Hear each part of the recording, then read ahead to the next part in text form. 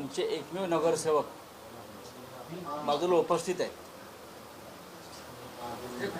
त्यांच्या महापालिकेतल्या पक्ष कार्यालयाच्या उद्घाटनासाठी मी आणि आमचे संपर्क प्रमुख सचिन भाऊ आहेर इथे आलेलो आहोत. काय करू आता 2.5 वर्ष काही निवडणुका नाही आहेत ना, मग पक्षाचं बांधणी करायची. एक नगरसेवक आला ठीक आहे. कधी कधी एखाद्या राज्यामध्ये नरेंद्र मोदींच्या पक्षाला एकही आमदार मिळत नाही. अशी अनेक राज्य आहेत किंवा होती जिथे मोदींनी प्रचार करून त्यांना एकही आमदार आला नाही. म्हणून त्यांनी पक्षाचं काम सोडलं का? कोणत्या परिस्थितीत या महाराष्ट्रात निवडणुका झाल्या आणि होत आहेत हे काय मी तुम्हाला सांगायला नको. पश्चिम बंगालसारख्या राज्यामध्ये ममता बॅनर्जीसारखे खंबीर नेतृत्व असताना तिच्या पराभवासाठी 2.5 लाख पॅरामिलिटरी फोर्स मोदी आणि शहांनी पश्चिम बंगालला नेऊन ठेवला. अशा पद्धतीने निवडणुका जिंकतात. पुण्यात पिंपरी चिंचवडला काय झालं? याच पद्धतीने निवडणुका लढण्यात आल्या. ठीक आहे, पाहू, लढू. आम्ही लढणारे लोक आहोत. साहेब, आज पश्चिम बंगालमध्ये शेवटच्या टप्प्याचं मतदान होते. तुम्ही तो विषय काढला. 2.5 लाख ती फौज आहेच, पण काल ना उत्तर प्रदेशमधले एन्काउंटर स्पेशलिस्ट जे आहेत, जे योगींच्या जवळचे मानले जातात, त्यांना देखील निवडणूक आयोगाने नियुक्त केले. साम दाम दंडभेदाचा वापर करून भाजप बंगाल जिंकण्याचा प्रयत्न करते का? साम दाम दंडभेदाचा वापर झाला होतोय. साम दाम दंडभेद यापेक्षा टेररिझम, ॲडमिनिस्ट्रेटिव्ह टेररिझम, प्रशासनाचा टेररिझम, निवडणूक आयोगाचा टेररिझम ही अत्यंत गंभीर गोष्ट आहे देशाच्या लोकशाहीमध्ये घडते आहे. की निवडणूक आयोग सत्ताधारी पक्षाच्या मदतीला किंवा त्याला मदत व्हावी म्हणून दहशतवादाचा अवलंब करतात. अशा प्रकारचे एन्काउंटर स्पेशालिस्ट वगैरे नेऊन निवडणुका जिंकण्याची गरज नरेंद्र मोदीसारख्या लोकप्रिय नेत्याला का भासावी? नरेंद्र मोदी हे जगाचे नेते आहेत. उद्या जर अंतराळामध्ये जर राजकारण सुरू झालं तर ते तिकडले नेते होतील. जोडीला अमित शहा आहेत. तरीही त्यांना अशा प्रकारे राज्यातले टेरर पोलीस फोर्स नेऊन लोकांना धमक्या देऊन निवडणुका जिंकण्याची वेळ येते आहे. याचा अर्थ त्यांना त्यांचा पराभव दिसतो आहे आणि पराभवाचं रूपांतर विजयात करण्यासाठी त्यांना असे उपद्व्याप करावे लागतात. विधान परिषदेच्या संदर्भात महाविकास आघाडीकडे कधी जाहीर होणार आणि कोण उमेदवार? अरे बाबा, आमचा एकच उमेदवार आहे सगळ्यांचा मिळून. इतर लोकांनी याद्या जाहीर केल्या ठीक आहे. आमचा एक उमेदवार आहे. उद्या अर्ज भरायचा आहे. उद्या 11 वाजता आपल्याला कळेल कोण अर्ज भरता येईल. तिथे गेल्यावरच तुम्हाला कळेल पायरीवर विधान भवनाच्या उद्या कोण आहेत. उद्धव ठाकरे साहेब उद्या अर्ज भरतायत असं समजतंय. उद्या किती वाजता अर्ज दाखल करणार आहेत? उद्या मी काय म्हणतोय तुम्हाला की उद्या विधिमंडळाच्या पायरीवर उमेदवार तुम्हाला पायऱ्या चढताना दिसले की तुम्ही त्यांचं नाव ब्रेकिंग न्यूजमध्ये द्या. राऊत साहेबांची इच्छा काय? राऊत साहेबांची इच्छा काय? राऊत साहेबांची आहे इच्छा का उद्धव साहेबांनी उद्या अर्ज भरावा? आमची इच्छा का नसावी? म्हणजे भरणार आहे. आमची इच्छा का नसावी? मी पहिला माणूस आहे सांगणार आहे की त्याने विधिमंडळात पुन्हा जायला पाहिजे. त्यानंतर काँग्रेसचे प्रांताध्यक्ष हर्षवर्धन पाटील असतील, सुप्रिया सुळे असतील, या सगळ्या प्रमुख नेत्यांनी त्यांना ही विनंती केलेली आहे.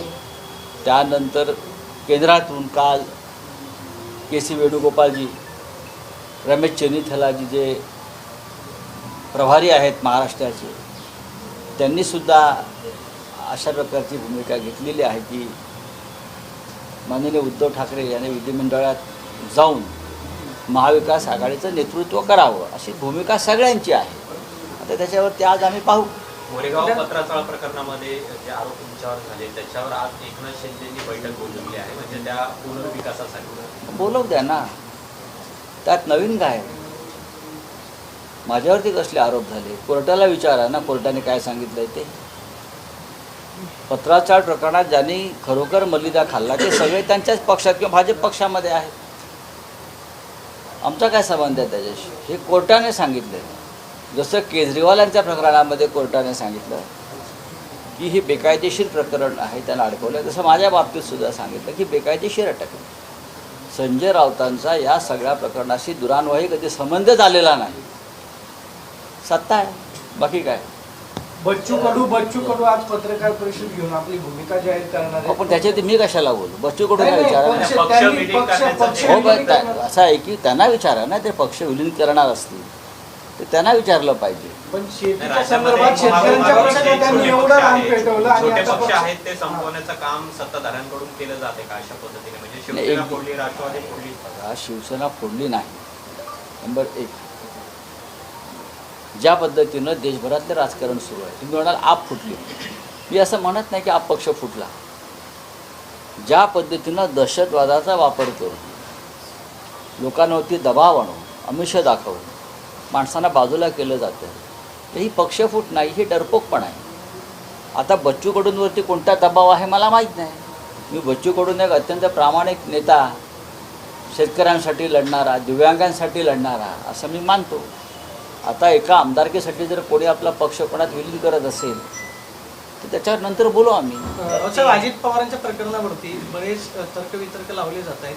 VSR कंपनीवरती राज्यामध्ये बंदी घालावी अशी मागणी होती. मात्र काल अजित पवारांचे पुत्र पार्थ पवारांनी मुंबई ते पुणे VSR कंपनीच्याच विमानातून प्रवास केला. याच्यावरती तुमचं काय म्हणणं आहे? मी काय म्हणजे म्हणतो अजित पवारांच्या प्रकरणामध्ये राज्य सरकारकडून पावलं उचलली जात नाही, तपास केला जात नाही. राज्य सरकार इथेच आहे ना, पुण्यात जास्त. अर्ध सरकार पुण्यात असतं. त्यांना विचारा.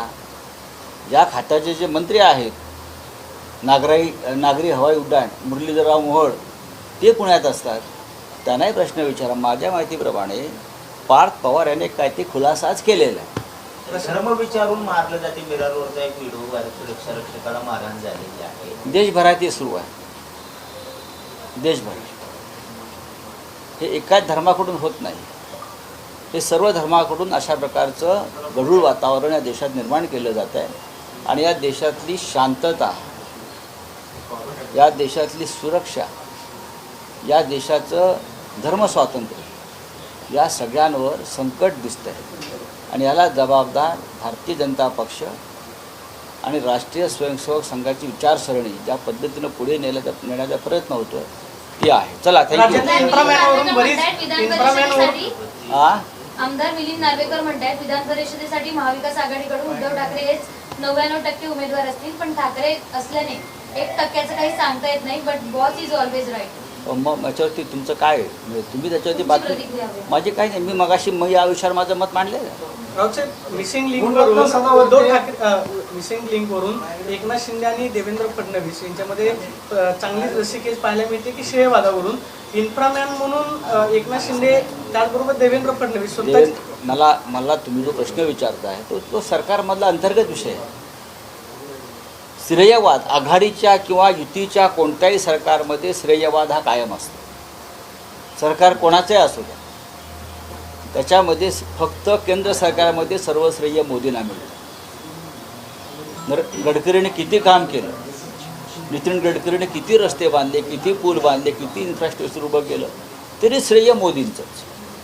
महाराष्ट्रामध्ये आघाडीचं सरकार आहे.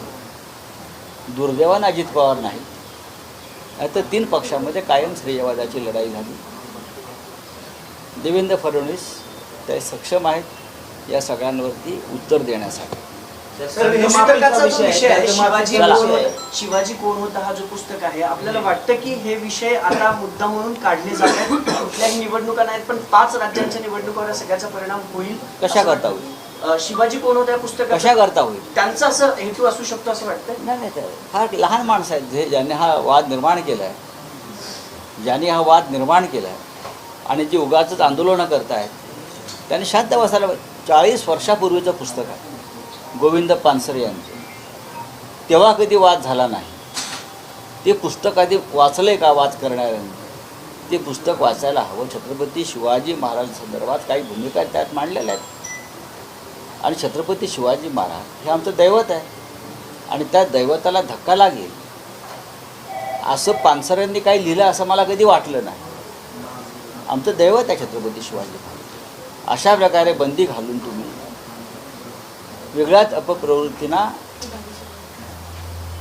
पाठबळ देत आहे. शिवाजी महाराजांनी हे राज्य, हा देश आणि हे विश्व याला एक दिशा दिलेली आहे. आणि आजही एक योद्धा म्हणून शिवाजी महाराज हे जगासाठी आदर्श आहे. अशा वेळेला कोणी एखादं पुस्तक लिहिलं आणि कोणीतरी त्या पुस्तकावर बंदी घालण्याची मागणी केली म्हणून छत्रपतींचं मोठेपण हे अजिबात कमी होत नाही. गुणरत्न सदावर्ते अरे सातत्याने सोड रे, काही नाव नगरपालिकेमध्ये जो पराभव झाला त्याच्यानंतर कोणाचा पराभव झाला, शिवसेनेचा मग कोणाचा पुढे सेवक निवडून आले, त्याच्यानंतर पक्ष संघटनेत काय बदल केले जाणार आहेत का या पुढील काळात? मला दिसतील लवकर, राऊत सर, नक्कीच दिसतील. काल पुण्यामध्ये पवार कुटुंबाची बैठक पार पडली. हो, मग काय तुम्हाला पवार जेवायला बोलवलं नाही का सगळ्यांना? नाही, असे ज्यावेळेस कुटुंब एकत्र येतं त्यावेळेस चर्चा सुरू होती की मग दोन राष्ट्रवादी काय एकत्र येतात का? पवार साहेब तुमच्या सोबत आहेत, महाविकास आघाडीचे शिल्पकार, मोठे नेते. माननीय शरद पवार साहेब आणि त्यांचा राष्ट्रवादी काँग्रेस पक्ष हा महाविकास आघाडीसोबत आहे आणि कायम राहील, इतकंच मी सांगू शकतो. एकनाथ शिंदे मुख्यमंत्री होते त्यावेळेस 11 तलावाव संवर्धनाचे प्रकल्प राबवले होते, ते आता रद्द करण्यात आले. हो, त्यात भ्रष्टाचार झाला. ठेकेदारांकडून मोठ्या प्रमाणात आधीच किकबॅक घेतली आणि आता राज्याच्या मुख्यमंत्र्यांनी पर्यावरण म्हणजे त्या खात्याचे जे मंत्री आहेत त्यांना आदेश देऊन ते काम थांबवलेलं आहे. चांगली गोष्ट आहे. अशोक खरात प्रकरणात रोहित पवारांनी मागणी केलेली आहे की अशोक खरात प्रकरण सीआयडी कडे वर्ग करावं.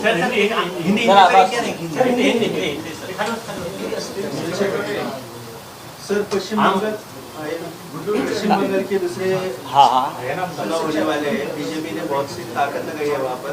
क्या लगता है इस बार बीजेपी वहाँ पर आएगी, ऐसा बोले जा रहे हैं? बीजेपी ने ताकत तो लगाई है. कोई भी चुनाव में अगर कोई पॉलिटिकल पार्टी, राजनीतिक दल जो केंद्र में सत्ता में है वो अगर ताकत लगाती है तो उसमें कोई गलत बात नहीं है, लेकिन इसे मैं ताकत नहीं कहता हूँ. ये एक प्रकार का टेररिज्म है जो पश्चिम बंगाल में चल रहा है. 2.5 लाख से ऊपर पैरामिलिट्री फोर्स, उससे भी ज़्यादा हर राज्य से ऐसे अधिकारियों को यहाँ लाया है जो अपने आप को एनकाउंटर स्पेशलिस्ट मानते हैं. ऐसे अधिकारी लाकर मतदाताओं को, उम्मीदवारों को टेरराइज कर रहे हैं. ये लोकतंत्र में अगर मोदी जी इस प्रकार से चुनाव जीतना चाहते हैं तो पूरे विश्व में भारतीय लोकतंत्र की साख गिर जाएगी और गिर रही है. मोदी जी को समझना चाहिए, आप जिस मार्ग को चुना है पश्चिम बंगाल में वो अराजकता का मार्ग है. आप पैरामिलिट्री फोर्स के साथ या चुनाव आयोग जो बैठा है उनके साथ अलायंस करके आप चुनाव नहीं जीत सकते. इस देश को आप अंधकार में ढकेल रहे हो, इस देश का लोकतंत्र आप ख़त्म कर रहे हो. लेकिन मुझे पूरा विश्वास है पश्चिम बंगाल की जनता जो है वो ये मोदी के जो चाल है या अमित शाह की जो चाल है उसको नकारते हैं. सर, आम आदमी पार्टी के नेताओं ने न्यायपालिका के खिलाफ खुलकर विरोध किया है, क्या बताएंगे? क्या आम आदमी पार्टी के बड़े नेताओं ने न्यायपालिका के खिलाफ खुलकर विरोध किया है. सबको करना चाहिए. इस देश में न्याय व्यवस्था कहाँ बची है? इस देश में अगर निष्पक्ष न्याय व्यवस्था होती तो 4 साल से शिवसेना न्याय के लिए 4 साल से सुप्रीम कोर्ट में न्याय की गुहार लगा रही है. हमारी पार्टी जिस तरह से तोड़ी है, जिस तरह से 10th शेड्यूल को ख़त्म कर दिया है, आपको क्या लगता है उसको हम न्याय कहेंगे? किसको न्याय मिल रहा है? इस देश में न्याय सिर्फ भारतीय जनता पार्टी को मिल रहा है और कुछ गिने चुने उद्योगपतियों को मिल रहा है. उसके लिए पूरी न्याय व्यवस्था चल रही है. सर, जामिया में फिर विवाद हुआ है. आरएसएस के युवा कुंभ कार्यक्रम के खिलाफ एआईएस और एसएफआई के छात्रों ने विरोध करते हुए भगवा कारण के खिलाफ के नारे लगाए, क्या बताएंगे? क्या बताएंगे? ठीक है, चलो. सर, एक प्रश्न